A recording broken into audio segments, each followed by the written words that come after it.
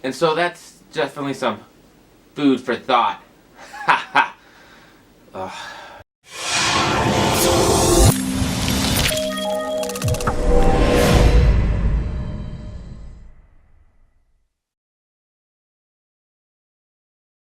Hey everybody, Steve Bogren here, Basic Fitness LLC, and it is a beautiful Sunday out in Tampa, Florida.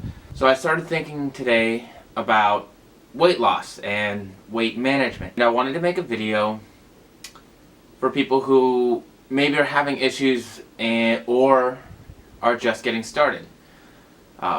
So today's video is weight loss.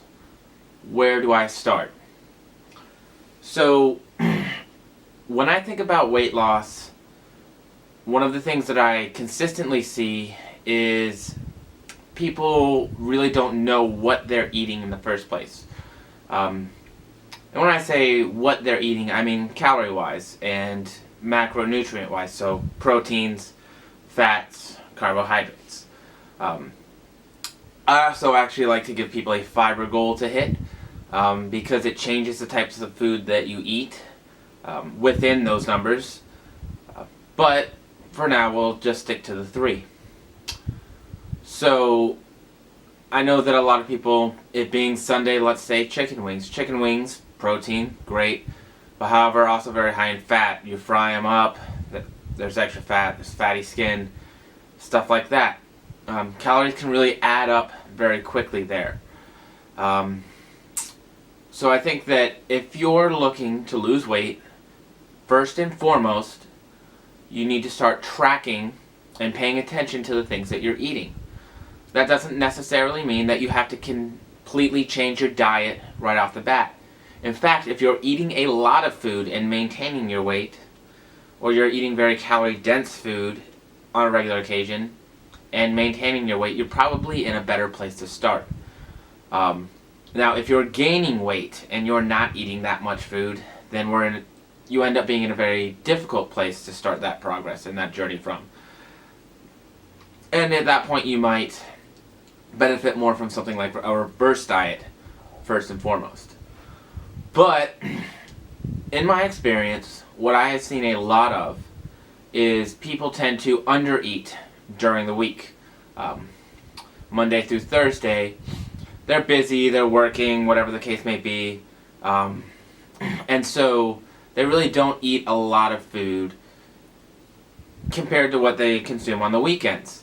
Now, alcohol can definitely increase your calorie intake quite a bit, pretty easy, especially, 3-4 good dark beers, or, if you're out having mixed drinks and Jack and Cokes and stuff.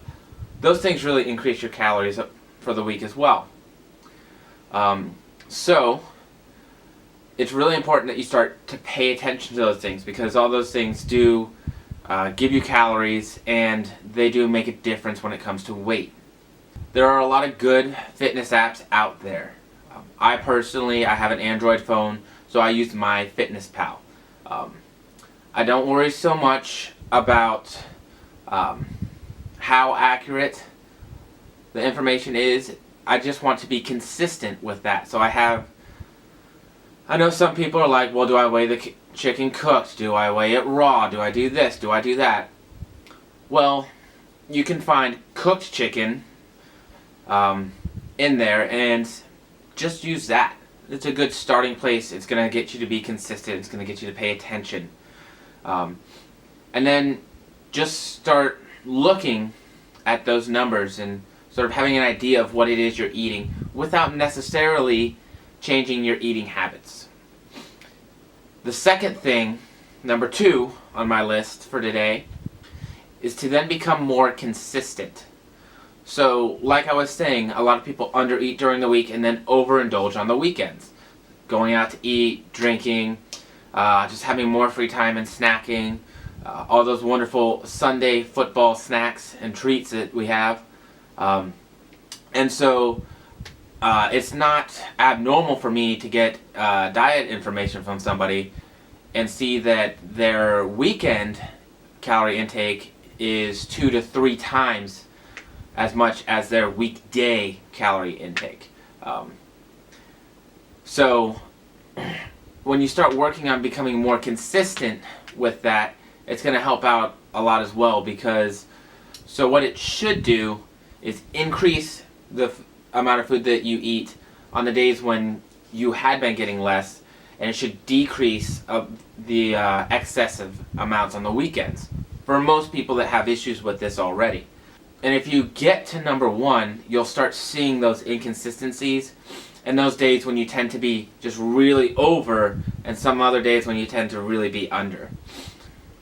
The third thing, and this is going to become a little bit more specific, is changing your macronutrient intakes. So, what are the ratios that you're getting? Probably the most prominent thing that I see when I look at clients' diets is that they are low on protein. Perhaps they meet an RDA for a sedentary person, but if we're trying to lose weight, being sedentary is probably not the best idea. So, when I say, what's a good dietary protein intake, I have not seen any research that says too much is going to have any negative effects. There are some people that will claim it's bad for your kidneys, but again, the research hasn't shown that. So, I personally eat about 1 to 1.1 grams of protein per pound of body weight that I have. So, I tend to be around 190 to 200 grams of protein a day. Increasing your protein is going to do a couple things for you. 1, it's heavier and it tends to satiate people a lot more, right? 2, it's going to help repair and build muscle tissue, which burns more calories throughout the day. It's metabolically expensive, is what I like to call it, right? And 3, it's going to decrease any excessive amount of carbohydrates or fats that might be in your diet. If you're not active, having 400 grams of carbs a day probably isn't necessary. When you start tracking your food, you can see the inconsistencies that you might have day to day. On top of that, once you start to get everything to be more consistent day to day, you can see inconsistencies throughout the single day. Like maybe I get no protein in the morning and I get 70, 80 grams of protein at night. Then looking at your individual macronutrient goals can help you to be more consistent even on a day-to-day basis. Okay? Starting your weight loss is very, very simple, and it requires a very small lifestyle change and really a reasonably small amount of time too, at least once you get the hang of it. Initially, it might take you a little bit longer. But tracking your food makes you aware of your food. It's very hard to change something if you're unaware of it. It's kind of like shooting at a target in the dark. You don't really know what you're shooting for or what you're shooting at. Step 1, very, very easy. Just start tracking. Pay attention, make minor changes, and just get used to that. As you go on, you can begin to change more things, or you can use that information to hire somebody to help you make changes depending on your fitness goals. Hopefully this is useful information to a lot of people out there. And that's it for episode 2 of Keeping It Basic, Weight Loss, and Where Do I Start?